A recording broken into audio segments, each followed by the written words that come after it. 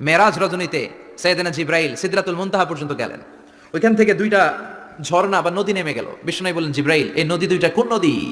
সাইয়েদনা জিব্রাইল বললেন, এই দুইটা নদী সিদরাতুল মুনতাহা থেকে পৃথিবীর দিকে নেমে গিয়েছে। একটা হচ্ছে ইরাকের ফোরাত নদী, আর একটা হচ্ছে মিশরের নীল নদী। এরপরে সাইয়েদনা জিব্রাইল বললেন, ইয়া রাসূলুল্লাহ, ইয়া হাবিবাল্লাহ, এই জায়গার নাম হলো সিদরাতুল মুনতাহা।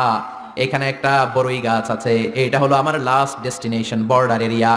এই বর্ডার এরিয়ার উপরে যাওয়ার ক্ষমতা আমার নাই। 1 ইঞ্চি উপরে গেলে আমার পাখাগুলোরে জ্বালিয়ে সারখার করে দিবে কে?